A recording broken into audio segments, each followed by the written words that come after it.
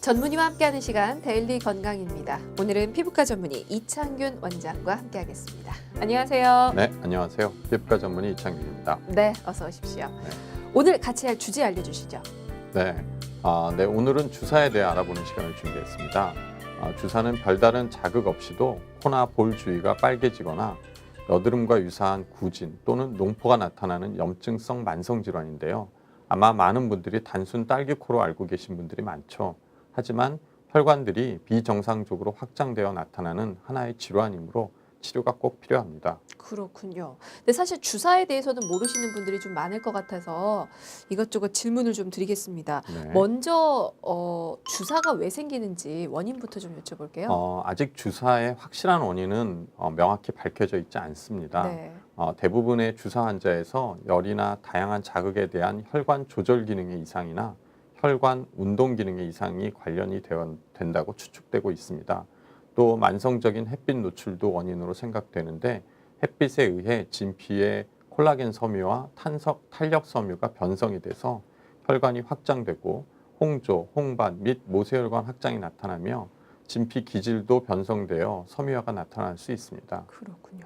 혹시 뭐 유전적인 영향이라든지 가족력이 있지는 않습니까? 간혹 유전적인 영향, 가족력이 있는 경우도 간혹 있습니다. 네. 그 외에 그 내분비 이상이나 비타민 결핍증, 국소 감염, 음주, 카페인을 함유한 음료의 과용 그런 것도 관련이 된다고 보고되고 있습니다. 그 외에 위궤양의 원인이라고 할 수 있는 헬리코박터 네. 그거하고도 관련된다는 보고가 있고요. 그리고 얼굴에 있는 진드기 일종인 데모덱스라고 하는 진드기와도 연관된다는 보고가 있긴 합니다. 정확한 원인이 없다고 하셨는데 이것저것 말씀을 참 많이 네, 해주시네요. 원인이 이렇게 여러 가지가 있는 거죠. 그러니까 아. 정확하게 어떤 게 원인이라고 하기는 하나만 꼽기는 어렵고, 어렵고. 예, 그리고 아. 이제 어떤 주사 환자분이 오셨을 때 이분은 이게 원인이다 딱 이렇게 얘기 드릴 수가 없고 지금 말씀드린 여러 가지 것들 중에서 여러 가지가 복합적으로 나타나는 아하. 하나의 증상입니다. 근데 이제 말씀하신 걸 들어보니까 선천적인 원인 말고도 어떤 생활 습관의 영향을 좀 많이 받는구나라는 생각이 들거든요. 네, 어떤가요? 네, 맞습니다. 편식으로 인해서 이제 비타민 결핍이 된다든지 음주 같은 것들도 중요한 악화 요인입니다. 그리고 자주 사우나를 즐기는 생활 습관도 주사를 악화시킬 수 있습니다. 근데 왜 만화 보면 많이들 애주가를 딸기코로 이렇게 그려놔서 표현을 네. 하던데 이게 실제로 음주와도 관계가 있습니까? 네, 어느 정도 술과 주사는 관련이 있습니다. 네, 어떤 그리고 관련이 있나요? 아무래도 술을 먹게 되면 네. 네, 모세혈관이 더 늘어나게 되겠죠. 그러면 그렇죠. 당연히 주사 증상이 더 악화됩니다. 그리고 아. 만화에서 보는 그런 것들은 이제 아주 술을 많이 드시는 경우에는 이제 알코올로 인해서 간경화 같은 것들이 오는 경우가 있는데 그런 경우에는 그 간에서 이 혈관을 늘어나게 하는 그런 호르몬이나 이런 것들을 대사를 제대로 못 시키기 때문에 그런 것들이 많아지게 됩니다. 그래서 얼굴뿐만 아니고 몸에 전체적으로 혈관이 늘어나게 됩니다. 아, 그럼 술을 많이 마시는 분이 아무래도 딸기코 주사가 가 될 생길 확률이 더 그렇죠. 있습니다. 그렇지만 실제로 진료를 보다 보면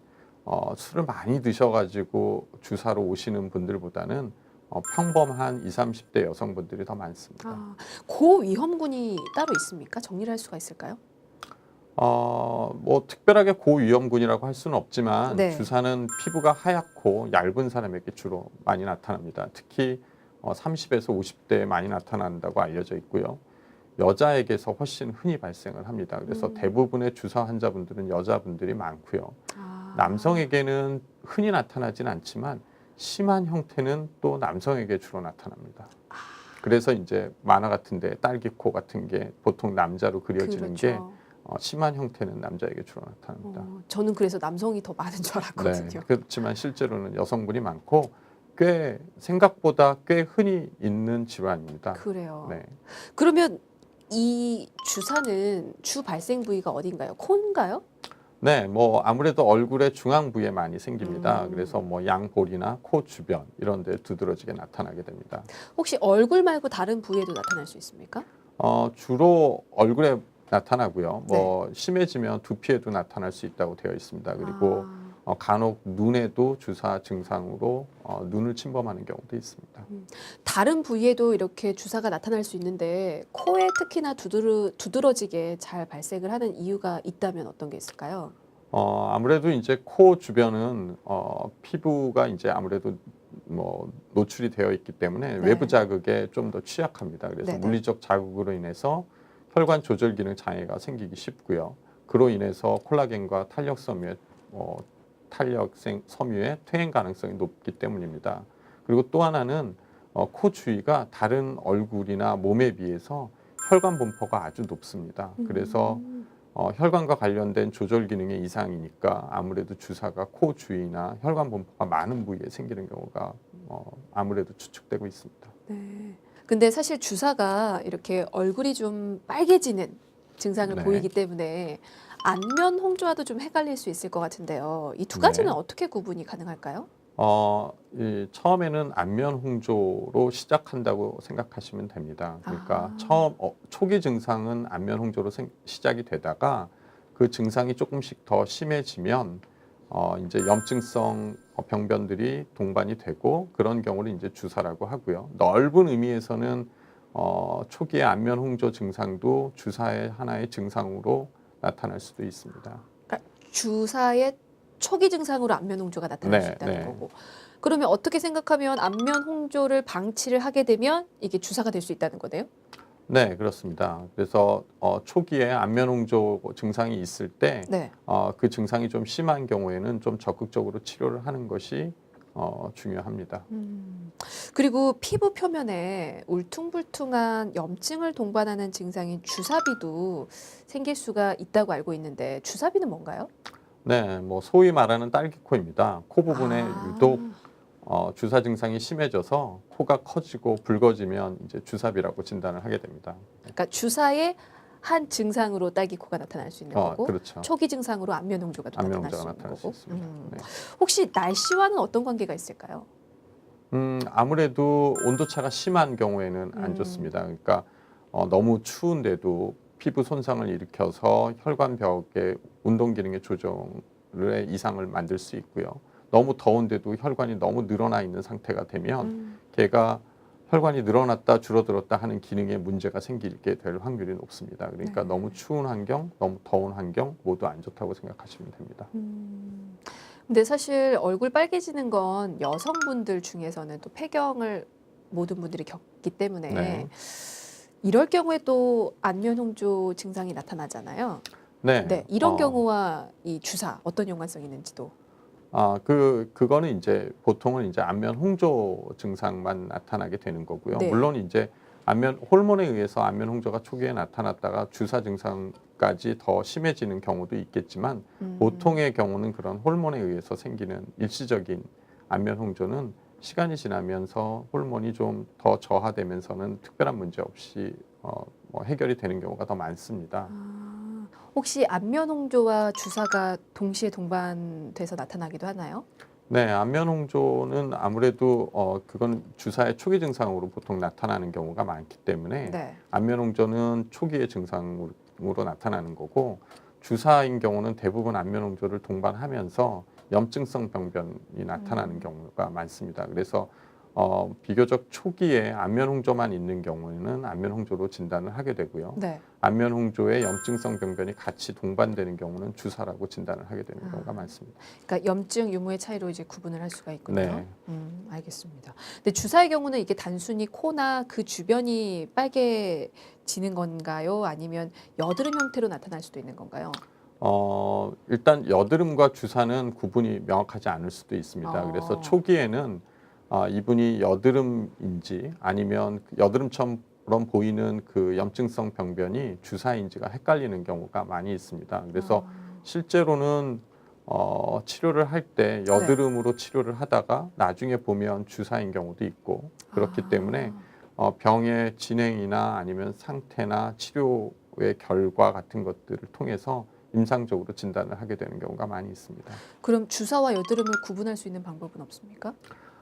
물론 구분할 수는 있습니다. 어느 정도는. 근데 요즘 보통은 이제 물론 10대에 생기는 경우는 대부분은 여드름. 네. 여드름이겠죠. 그런데 이제 30대, 40대 이런 경우에 이제 여드름처럼 보이게 되는 경우에는 이게 이제 주사인지 여드름인지를 봐야 되는데 아무래도 여드름은 블랙헤드나 화이트헤드 같은 그런 것들이 좀 보이게 되죠. 근데 주사는 블랙헤드나 화이트헤드 같은 그런 병변은 잘 보이지 않고 주로 염증성으로만 나타나게 됩니다. 예, 그리고 생기는 부위도 여드름이 생기는 부위는 주로 이제 볼이나 이마나 뭐 턱선이나 이런 데에 주로 생긴다면 주사는 주로 이제 코 주위에 많이 생기고 또 볼 주위에 생기면서 조금씩 띄엄띄엄 있고요.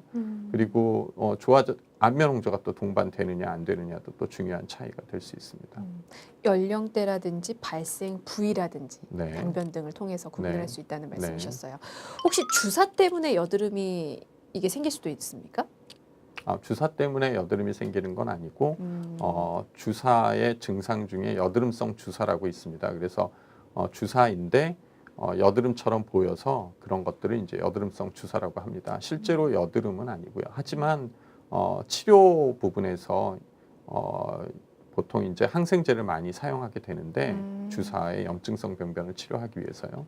그런 경우에 그 항생제 같은 것들은 여드름에도 쓸 수 있는 항생제이기 때문에 치료약들이 어느 정도는 중복되는 것들이 분명히 있습니다.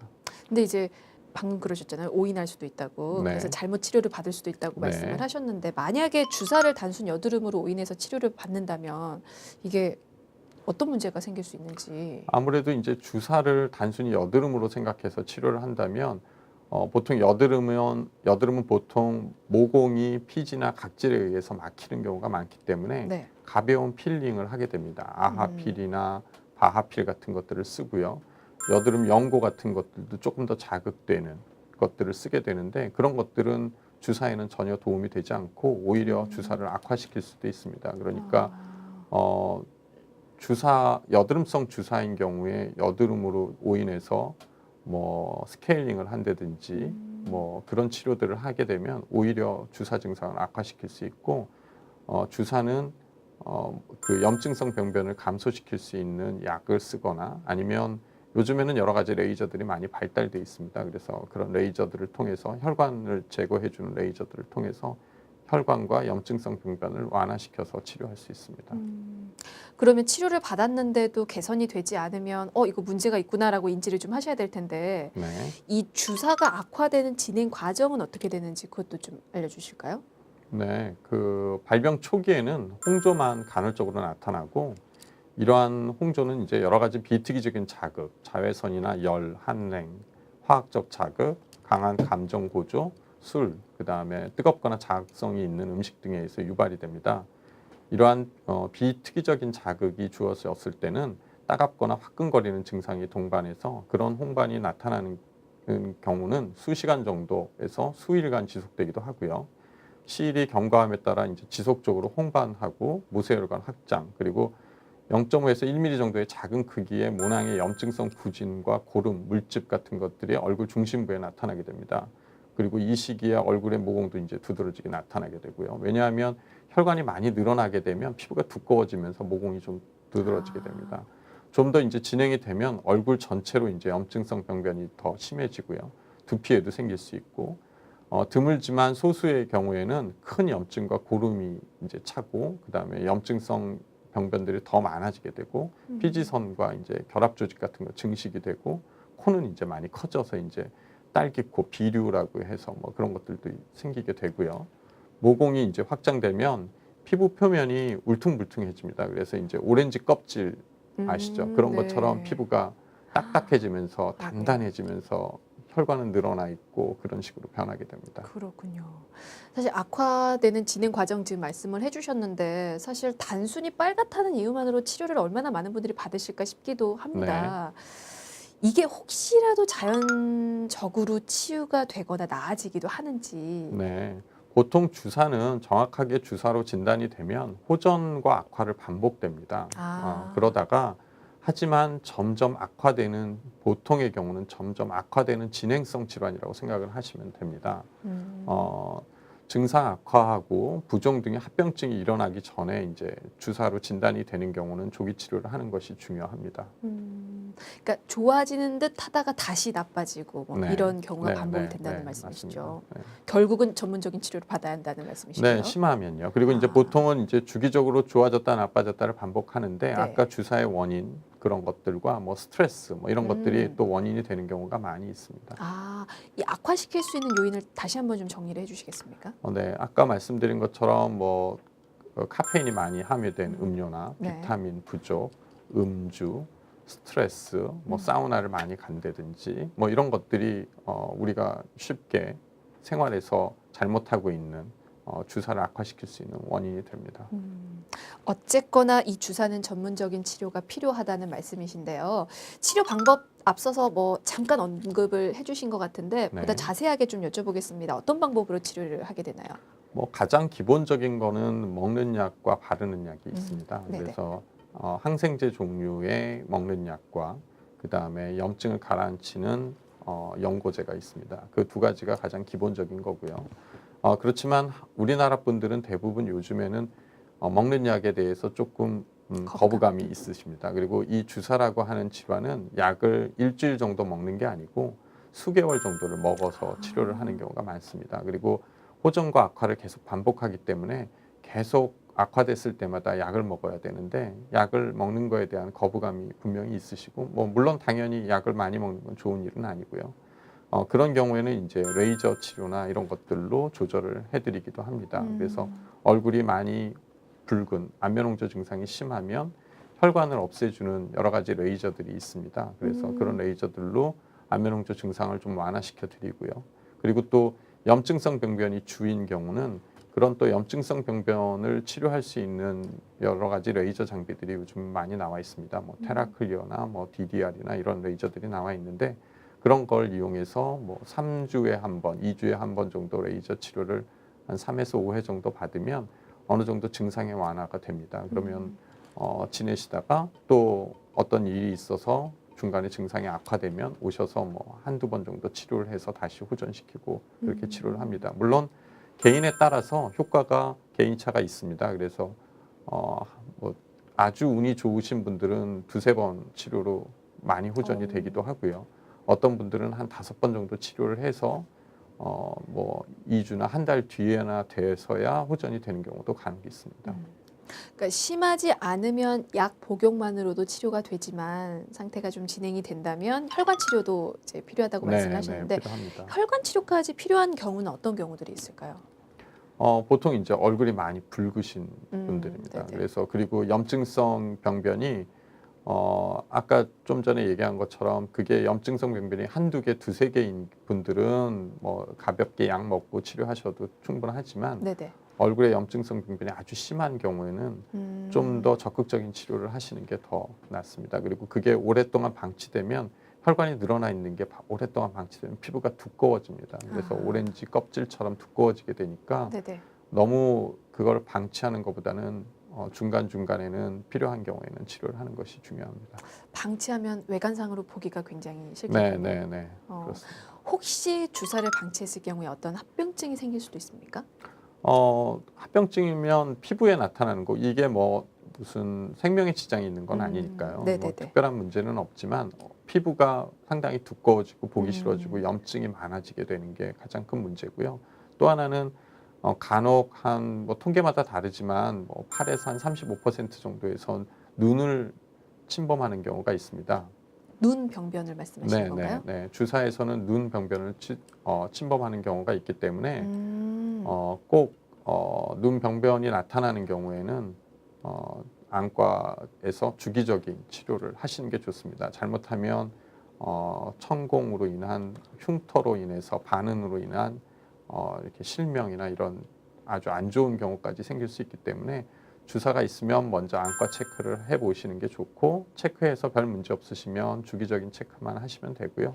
어느 정도 병변이 있으면 그것도 좀 더 자주 주기적으로 체크하면서 치료받는 것이 중요합니다. 그러니까 심각한 경우에는 실명까지 될 수도 있기 때문에 주사 환자의 경우는 꼭 안과 검진을 네, 받아야만 하는 건가요? 네, 받는 게 좋습니다. 알겠습니다. 사실 이 주사가 만성적인 질환이기 때문에 재발 위험도 좀 높을 것 같은데요. 네. 혹시 치료받으면 완치 가능성은 어느 정도 되는지 가능은 합니까? 뭐 사실 주사는 거의 재발을 한다고 보시면 됩니다. 아, 물론 사람마다 차이는 있습니다. 네. 그게 올바른 생활 습관을 잘 관리하고 재발하지 않도록 적절한 관리를 계속해 나간다면 뭐 완치까지는 아니지만 재발의 주기를 상당히 늦출 수 있습니다. 그리고 뭐 2, 3년에 한 번 조금 생기는 정도로 유지할 수 있습니다. 근데 자기 관리가 잘 안 되거나 스트레스가 많거나 또 원인을 잘 알 수 없지만 재발을 자꾸 되는 경우에는 몇 달에 한 번씩 심해져서 오시는 경우도 있습니다. 그러면 재발을 막으려면 생활 습관 개선이 시급할 텐데 네. 주사 환자들이 피해야 할 생활 습관이 있다면 어떤 게 있을까요? 보통 이제 주사 환자들은 자극적인 이제 제품을 아무래도 식품을 드시는 걸 좀 피하시는 게 좋고요. 그리고 술, 담배도 당연히 피하시는 게 좋습니다. 그리고 맵고 짠 이런 음식도 당연히 되도록이면 먹지 않는 것이 좋습니다. 그리고 사우나 같은 데는 되도록이면 안 가시는 게 좋고요. 너무 덥거나 너무 추운 기후에 노출되는 것도 좋지 않아서 에어컨이 너무 차갑게 하는 것도 좋지 않습니다. 그래서 여름에는 너무 차가운 데 있다가 더운 데로 가거나 이런 것도 당연히 안 좋고요. 그리고 햇볕도 조심해야 돼서 자외선 같은 경우는 오래 노출이 되게 되면 피부 손상을 일으켜서 혈관 조절 기능에 장애를 일으킬 수 있습니다. 알겠습니다. 뭐 모든 전문의들이 하는 말입니다. 생활 습관을 개선해야 한다.